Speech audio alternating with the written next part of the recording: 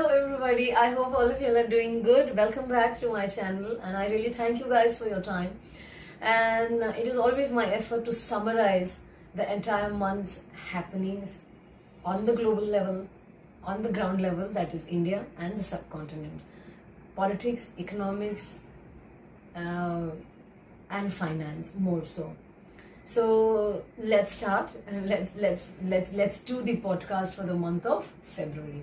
As we talk, we are on 3rd March 2024, and I really wanted to start with some other news, but I think I need to start with this news, and that is Radhika Anand's pre-wedding activities.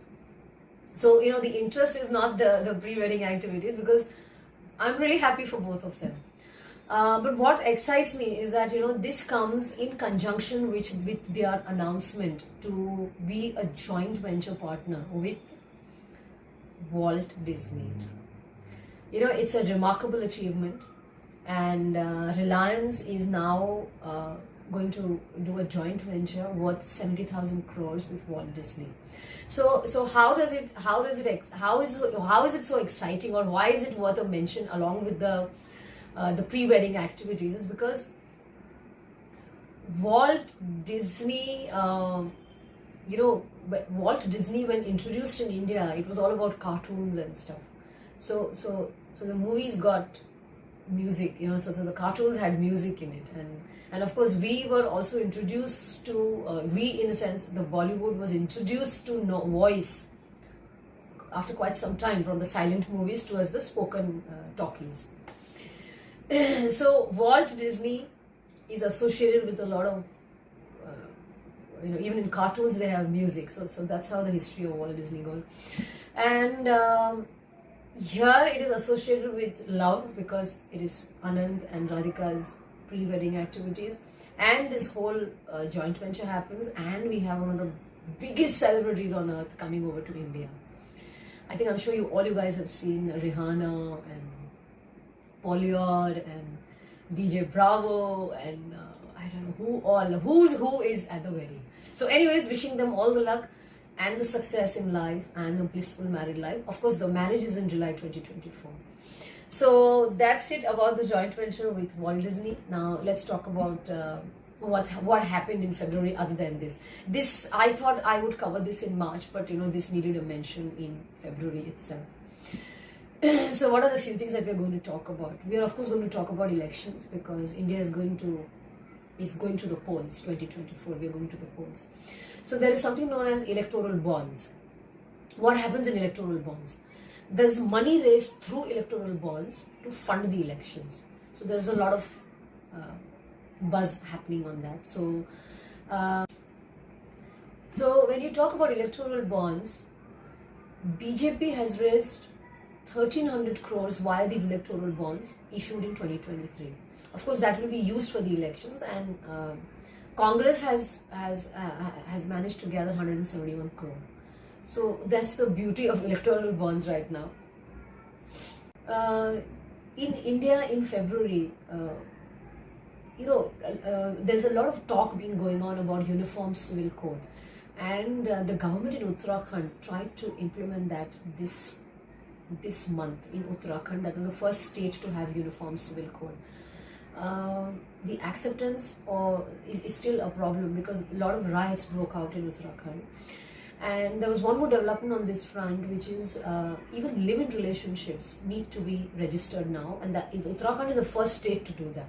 So I personally believe it's a very commendable thing, and we can always debate on uniform civil code. So that is, we can always debate on that, because that's not as easy as There was a study done by Bank of America about how Indians are investing, in what asset classes are they investing. So there was a very startling revelation that 77% of Indians invest in real estate. So 77% of Indians invest in real estate as a class. Of course, gold comes next, and then of course financial instruments come next. I think on the home front we have covered the major stuff. Let's look at global level. I have been talking about fentanyl crisis, which is an opioid crisis in US. I spoke about this, I think, in my January podcast, because when Xi Jinping was in US, this was discussed. So, of course, it's a drug and it is taking a toll, and there's a lot of overdose of fentanyl in US, and there was a lot of hue and cry about it in this month as well. Elon Musk, everybody knows that he's into a lot of things, especially tech. So he launched his own chip. That's a brain chip, not a memory chip, brain chip, which is known as Neuralink. What does it do? So Neuralink, when inserted inside the brain of a person, so it can actually direct the computer what to do. So there are people with a lot of disabilities. So this particular invention, and it is in working condition now. The Neuralink has already been implanted in a living individual. So the fate is yet to be seen, but we will see how it goes. Yeah.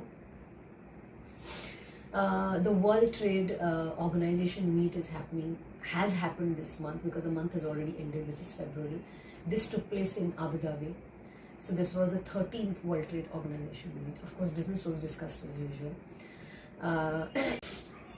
So Abu Dhabi has become a hub for most of these activities. It will not be surprising to me if any year the Davos meet is held in Abu Dhabi. I don't know, this is just a far thinking. I don't know, I may be wrong as well. Anyways, so we also have the Mobile World Congress going on, which happens every year, of course, in the first quarter. Mobile World Congress is all about developers who develop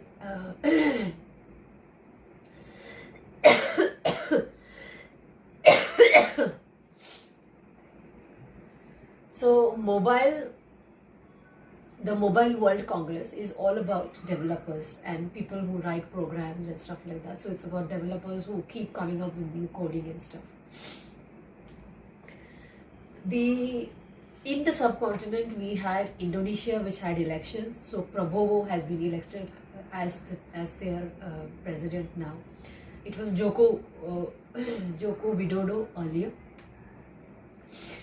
Pakistan had elections on 8th February. Of course, there was a lot of news about rigging and horse trading and everything that surrounds the elections in the subcontinent. Khan, that is Mr. Imran Khan, has been fighting the elections behind the bars. And as we talk today, their parliament is going to elect a new PM, which is based on votes, of course. But the party which came to, the coalition party was PPP, that is Pakistan People's Party, and Pakistan Muslim League, that is Nawaz Sharif. Pakistan Muslim League Noor, which is headed by Nawaz Sharif. So that is yet to be seen who will be the Prime Minister. I believe the results should be out by now, but I have not seen that. Yeah. So this is about Pakistan. Let's talk about, whenever we talk about market capitalization, we talk about tech companies and AI, and a lot of news has been happening, like, about Alphabet, which is of course parent company of Google, and then you have Meta, then you have OpenAI, which is, Sam Altman. So in this month, that is February, there's a Vidya, that is NVIDI, Vidya, which is into gaming applications. Their market capitalization has surged like anything.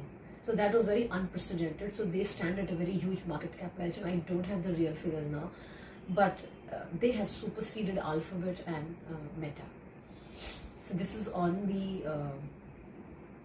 this is on the global front.